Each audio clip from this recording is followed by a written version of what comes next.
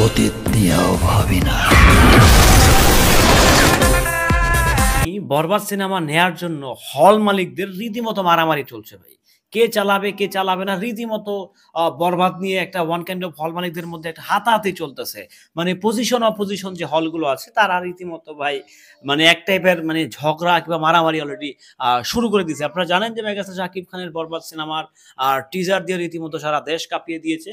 তো সেই সিনেমাটি নেয়ার জন্য এখন থেকেই হল মালিকদের মধ্যে একটি উত্তেজনা বিরাজ করতেছে যে কে কার হলে চালাবে, কে কত টাকা দিয়ে নিতে চায়, টাকা পয়সা ডাজেন্ট ম্যাটার। হ্যালো এভরিওয়ান, আসসালামু আলাইকুম। শিমুল আছি আপনাদের সঙ্গে। কেমন আছেন সবাই? শাকিব খানের global star is mega star Shakib খানের বরবাদ, যে বরবাদ 3 আসতে যাচ্ছে আসন্ন রোজারিতে, যে সিনেমাটি নিয়ে অলরেডি হল মালিকদের মধ্যে একটা পজিটিভ ভাইব লক্ষ্য করা যাচ্ছে। এখন পর্যন্ত আমার অনেক হল মালিকের সাথে কথা হয়েছে যারা পজিশন মানে ধরেন চম্পাকলির পাশে আনারকুলি আছে, আমি ওগুলো বন্ধ হয়ে গেছে, দুটোটাই বন্ধ। মানে একটা রিজন দাঁড় করাচ্ছি যে চম্পাকলির পাশে আনারকুলি, আনারকুলির পাশে ক্যাপ্টেন, ক্যাপ্টেনের পাশে বসার পাশে বসন, তারপরে হচ্ছে আরো বেশ কয়েকটা। তো যারা অপোজিশন হল মালিক আছেন তারা রীতিমতো হাত পাও ধুয়ে মাজায় গামছা বেঁধে বসে আছে, যে কোনো মূল্যে হোক, যে কোনো ভাবে হোক তার সিনেমা হলে অন্তত বরবাদ সিনেমা চলাবে। কারণ তুফানের পর আর কোন সিনেমা ওরকম ভাবে ব্যবসা করতে পারেনি বাংলার মাটিতে। তুফান রিলিজ হওয়ার পর এখন পর্যন্ত তুফানের মতো কোনো সিনেমা কিংবা তুফানের আশেপাশেও কোনো সিনেমা আসতে পারেনি। সো সেই তুফানের রেকর্ডটা ভাঙতে যাচ্ছে শাকিব খানের বরবাদ। তো এই বরবাদ নিয়ে হল মালিকরা অনেক বেশি এক্সাইটেড। যারা হচ্ছে অপোজিশন হল মালিক আছেন তারা মানে রীতিমতো কি বলবো ভাই, তাদের সাথে তো আমার কথা হচ্ছে, নিয়মিত যোগাযোগ রাখছি।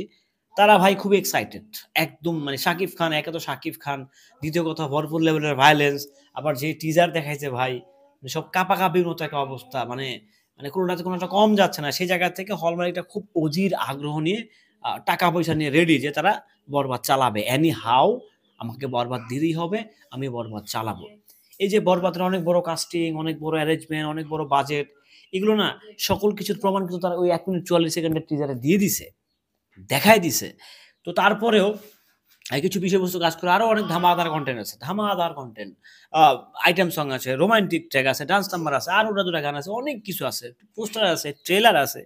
তো যেগুলো হচ্ছে ডে বাই ডে একের পর এক রিলিজ হবে, তখন মেবি হল মালিকরা আরো বেশি অ্যাগ্রেসিভ হয়ে যাবে। এখনই তো হল মালিকরা অ্যাগ্রেসিভ, ভয়াবহ লেভেলের অ্যাগ্রেসিভ। তারা তারা যে কোনো ভাবেই হোক, ভাই আমার সোনার হরিণ চাই, সোনার হরিণ মনে হচ্ছে বরবাদ চাই। সো বরবাদ তাদের লাগবে। সো বরবাদ দিতে হলে কি করতে হবে? বস্তা ভর্তি টাকা লাগবে। বস্তা ভর্তি টাকা মানে 10 লাখ, 12 লাখ, 15 লাখ এরকম করে টাকা দিয়ে দিতে হবে যারা হচ্ছে অপোজিশন। যেটা আমার কাছে মনে হচ্ছে, কারণ তুফানের সময় কিন্তু বেশ এরকম একটা খুব মিষ্টি একটা লড়াই হয়েছে। সো আশা করছি এইবারও সেই মিষ্টি লড়াইটা হবে। হ্যাঁ, অনেক সিনেমা আছে, জঙ্গলি আছে, দাগি আছে, আরো বেশ কয়েকটা সিনেমা আছে, আমরা জানি অনেকগুলো সিনেমা আছে। সো সেই জায়গা থেকে আশা রাখছি, আশা করছি Barbaad is one of the best হতে যাচ্ছে, 2025-এর সেরা সিনেমা হতে যাচ্ছে। সো সবকিছুর ঊর্ধ্বে প্রিয় সাকিবিয়ানরা ভিডিওটি কেমন ছিল কমেন্ট করে জানাবেন। সাকিব ভাইয়ের বরবাদ রিলেটেড এক্সক্লুসিভ আপডেট পেতে আমাদের সঙ্গেই থাকবেন। আসসালামু আলাইকুম।